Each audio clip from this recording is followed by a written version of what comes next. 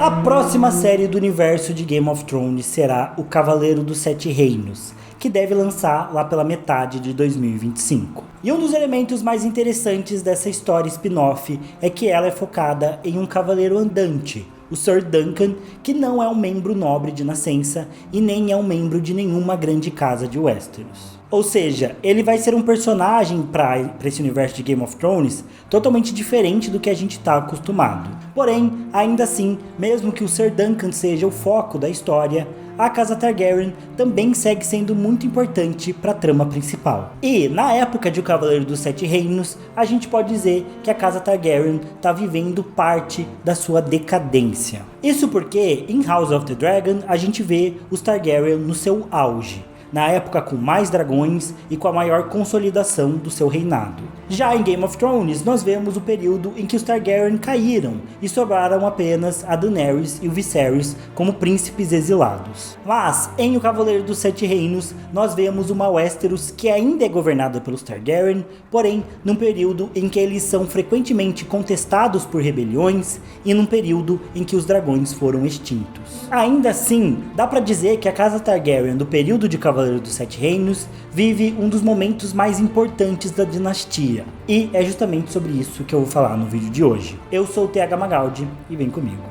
E fica o aviso aqui de que nesse vídeo eu vou evitar dar grandes spoilers sobre a série, mas eventualmente pode sair alguma informação a mais aí sobre o futuro da série. Então fiquem avisados, eu não vou trazer nada que vai estragar a sua experiência, mas se você for muito purista em relação a spoilers, esse vídeo aqui não é pra você, beleza? A história de O Cavaleiro dos Sete Reinos acontece entre os anos 208 e 209 depois da conquista do Aegon. Ou seja, ela acontece cerca de 75 anos antes da rebelião do Robert começar. E também é uma história que se passa quase que exatamente entre a Dança dos Dragões e o começo de A Guerra dos Tronos. Nesse período, o reino se recuperava de um dos seus piores momentos. O governo do rei Aegon IV, que é amplamente considerado o pior rei da história de Westeros, e também se recuperava dos impactos da primeira rebelião Blackfyre. Isso porque o Aegon IV assumiu o reino em 172. E rapidamente ele se provou um péssimo líder. Ele era um homem corrupto e dado à luxúria, que gostava de se cercar de pessoas bajuladoras e que se mostrava cruel contra aqueles que iam contra suas vontades. Uma das grandes marcas negativas do seu governo foi o fato de que Aegon IV teve inúmeros bastardos, sendo que pelo menos 6 desses bastardos foram com mulheres nobres e que faziam parte da corte. Na verdade, o rei trocava de amante sempre que encontrava uma mulher bonita e fazia tudo para conquistar a moça, dando títulos, terras e cargos para sua família. Ao mesmo tempo que, com a mesma facilidade, ele deixava de lado a sua esposa e suas outras amantes, tudo para ficar com a sua nova favorita. E obviamente esse tipo de atitude criou um enorme desbalanceamento na política de Westeros. E os bastardos do rei frequentavam a corte e também disputavam por cargos e honrarias. E o maior dos seus filhos bastardos foi o seu segundo filho de nascimento, que era chamado Daemon Waters, que se provou ser um bom cavaleiro e foi ainda muito jovem condecorado pelo pai, recebendo o título de cavalaria e também recebendo a própria espada Blackfyre como presente. Antes, na dinastia Targaryen, a espada Blackfyre só era dada do rei para o seu herdeiro. Porém, o Aegon IV quebrou essa tradição e deu a espada para o seu segundo filho e ainda por cima um filho bastardo. Essa ação fez com que esse filho bastardo, Daemon, se tornasse um queridinho entre vários nobres da corte, especialmente entre aqueles que não gostavam do filho mais velho e herdeiro legítimo do rei, o príncipe Daeron. Isso porque o Daeron era o oposto do pai.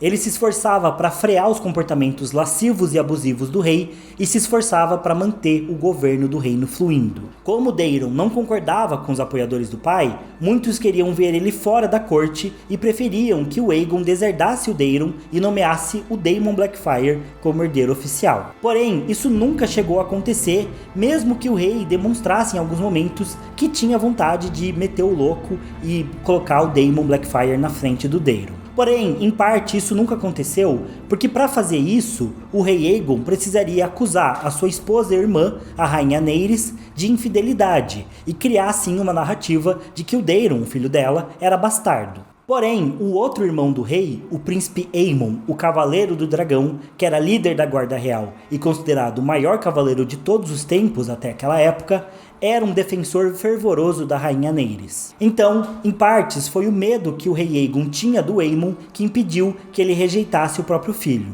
e isso manteve a paz do reino por certo tempo. Ainda assim, no seu último ato de vida, o rei Aegon IV legitimou todos os seus filhos bastardos, o que poderia ter causado uma enorme confusão em Westeros. Mas, até mesmo isso, o príncipe Daemon conseguiu contornar. E aqui é importante pontuar um detalhe. Muitos fãs acham que o Daemon Blackfyre devia realmente ter sido rei por ter sido legitimado pelo pai antes dele morrer. Mas, na verdade, o Daemon era o filho mais velho do rei, mesmo considerando os bastardos. Então, mesmo que o Daemon Blackfyre tenha sido legitimado, ele ainda assim seria o segundo na linha de sucessão e não passaria na frente do Daemon. E por isso, o Daemon assumiu a coroa em 184 DC, sendo coroado como rei Daemon II.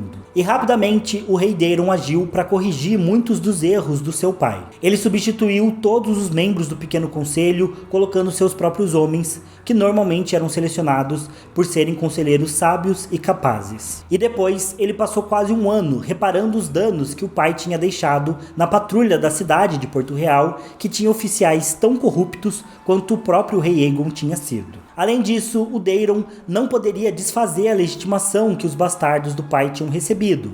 Então, ele optou por tratar os seus meio-irmãos com honra e manteve os rendimentos deles. Manteve também as terras e os títulos que eles tinham recebido do rei Aegon. Com isso, por exemplo, o Daemon pôde fundar a Casa Blackfyre e se tornou oficialmente um nobre, graças à legitimação do pai, mas também ao fato de que o meio-irmão dele, o rei Daemon, manteve aí as cortesias que o pai tinha oferecido. Essas ações do rei Daemon II evitaram que um conflito se iniciasse naquele momento, porque o Daemon Blackfyre e outros bastardos nobres tinham muitos apoiadores na corte. E como eu já disse, o rei Daemon, por outro lado, era mal visto por essa galera. Não só por ele se opor ao pai e toda a corrupção dele, mas também porque o Daemon era próximo dos Dorneses. Na verdade, quando era príncipe, o próprio rei Daemon tinha se casado com a Mirria Martell, a irmã do príncipe de Dorne. E aqui é importante a gente lembrar que cerca de 25 anos antes do reinado do rei Daemon, o Trono de Ferro tinha feito a sua terceira tentativa de conquistar o território de Dorne, o que tinha sido um completo fiasco e tinha levado à morte de mais de 30 mil pessoas. Por conta disso, muitos nobres de Westeros ainda nutriam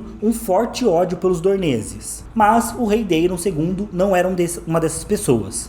Ele tinha um casamento feliz com a Mirria e rapidamente começou a negociar um acordo de paz com os Martell. Então, 2 anos depois da sua coroação, um acordo foi consolidado. O príncipe de Dorne se casou com a irmã do Daemon, a princesa Daenerys Targaryen.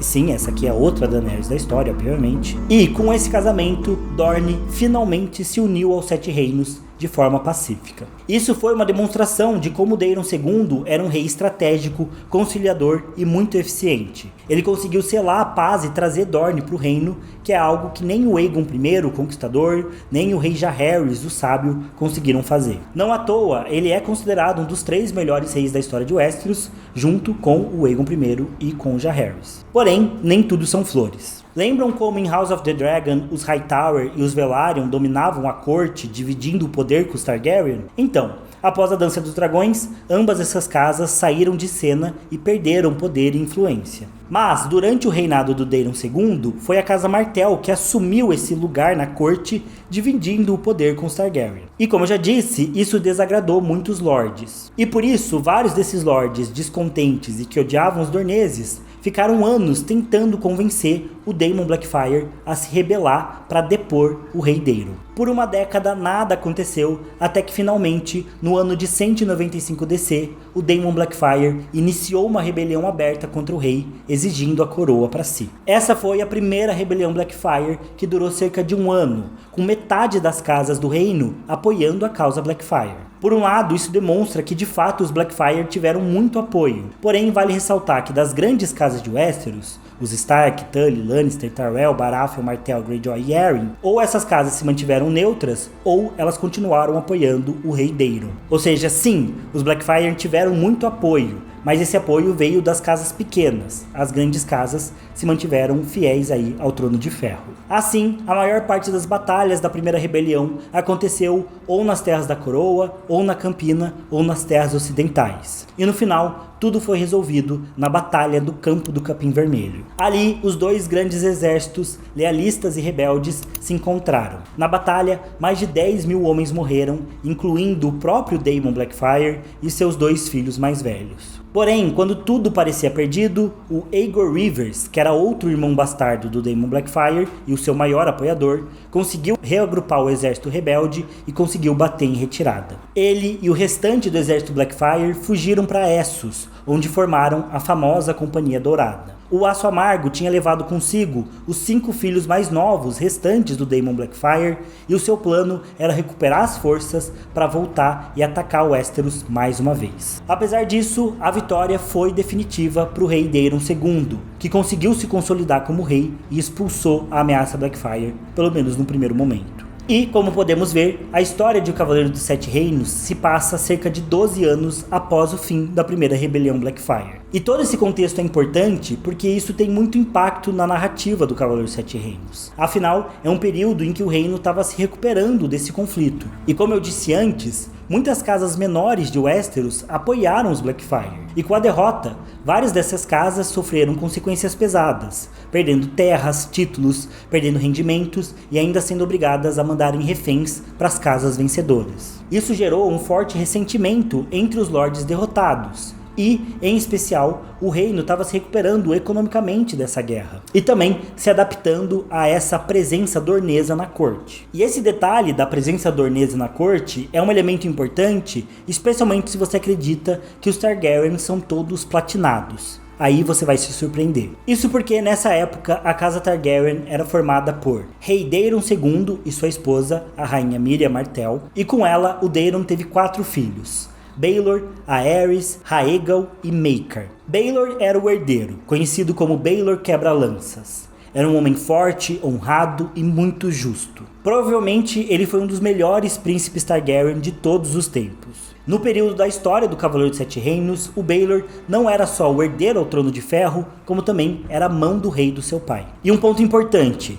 sendo filho de uma dornesa, o Baelor puxou os traços da sua mãe, ou seja, ele tinha cabelos e pele mais escura, parecendo um dornês. E até os seus olhos eram escuros, diferentes dos tradicionais olhos violetas dos Targaryen. Já os seus outros irmãos tinham traços mais parecidos com os do pai. Porém, nós vemos que na história de união entre os Targaryen e os Martell, essa mistura é bem comum, como por exemplo os filhos do Rhaegar com a Elia Martell. A menina Rhaenys saiu mais parecida com a mãe, enquanto o bebê Aegon tinha mais os traços do pai. E eu tô falando isso para vocês já se prepararem, porque o fandom tradicional dos Targaryen, que muitas vezes tem preguiça de ligar o cérebro, com certeza vai criar teorias de que o Baelor é um bastardo por não ter traços tradicionais dos Targaryen. Porém, em nenhum momento da história isso é sequer levantado. Além disso, nos livros, alguns Targaryen muito famosos, como a princesa Rhaenys, a rainha que nunca foi, também não tinha traços Targaryen, mas sim os traços Baratheon. Embora na série de House of the Dragon, infelizmente eles tenham deixado ela mais valeriana.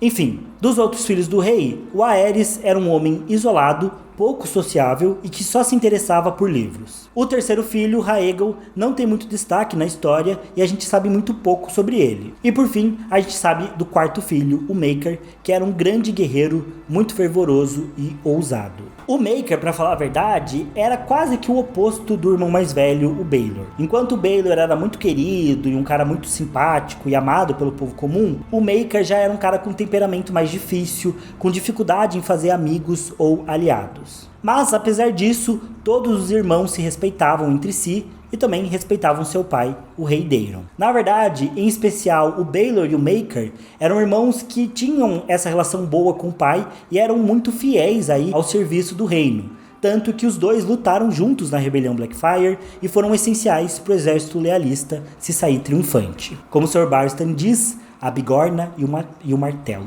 Era o Baelor e o Maekar. Já os netos do rei Daemon, eles se saíram um pouco mais complicados. O príncipe Baelor teve 2 filhos com a sua esposa, a Genna Dondarrion. os príncipes Valar e Mataris. Ambos eram relativamente tranquilos, sendo que Valar era considerado muito parecido com seu pai, embora fosse um homem mais bonito e ao mesmo tempo um cavaleiro pior. Na época da história do Cavaleiro dos Sete Reinos, ele teria entre 15 e 20 anos. A gente não sabe a idade exata. Já o seu irmão, o Mataris, era uma criança com no máximo 10 anos, e pra mim ele recebe o título aí de Príncipe Targaryen com o pior nome de todos os tempos. Putz, Mataris é de ferrar, é de matar. Já o Príncipe Aerys não teve filhos, enquanto o Príncipe Rhaegal teve um casal de gêmeos com a sua esposa, a Alis Arryn. Eles tiveram o Príncipe Aelor e a Princesa Aelora. No período da história, os gêmeos tinham cerca de 10 anos de idade também e eram crianças muito unidas. E o maior problema dos netos do Rei Daemon, na verdade, vinham dos filhos do Maker, com a sua esposa, a Dyanna Dayne. Eram então os príncipes Daemon, Aerion, Aemon, Daella e Aegon. E bom, aqui eu já não posso entrar em muitos detalhes, porque senão eu vou dar spoilers da série, porque os filhos do Maker são bem relevantes para a narrativa. Mas basta dizer que o filho mais velho, o Daemon, era um cara mais na dele, que preferia ficar longe das dinâmicas políticas da corte e se afundava muito em bebida e prostituição. Não à toa ele era chamado pela plebe de Daemon o Bêbado. Porém, parte do motivo dele beber tanto é que o Daemon recebeu o dom das profecias. Então, ele era constantemente perturbado por sonhos e visões mágicas, sonhos de dragão, que ele não conseguia compreender direito. Por isso, ele preferia ficar bêbado para não precisar pensar nessas coisas que ele enxergava. Ou seja, ele é tipo Tyrion, só que sem toda a genialidade e astúcia e com um dom profético. Por outro lado, o Aerion, o segundo filho do Maker, era um grande babaca metidinho. Basicamente uma mistura do Joffrey com o Viserys. Eu não vou falar muito dele porque ele tem um papel grande na história da série, mas vai ser aquele personagem difícil de engolir. Já o terceiro filho do Maker era Aemon, um rapaz tranquilo e dado aos estudos. Quando ele tinha 10 anos de idade, o rei Daemon percebeu que havia muitos herdeiros na corte e, como Targaryen demais dá problema, o rei enviou o Aemon para a cidadela bem cedo. Surpreendentemente, o rapaz se deu bem nesse cargo e continuou estudando até forjar suas correntes e se tornar um mestre. E caso você esteja se perguntando, sim, esse Aemon, filho do Maker, é o mestre Aemon, que a gente conhece em Game of Thrones, mais de 70 anos depois. No período de O Cavaleiro dos Sete Reinos, o Aemon ainda estava estudando na cidadela e nos livros eu acho que ele nem aparece na história, porém eu tenho certeza que na série vão mostrar ele, o que vai ser aí uma inserção bem legal. E por fim, o Maker ainda teve duas filhas, a Daela e a Arai, que eu esqueci de comentar antes, mas a gente não sabe muito sobre elas, elas não aparecem muito nos livros. E por fim, ele teve o seu último filho homem,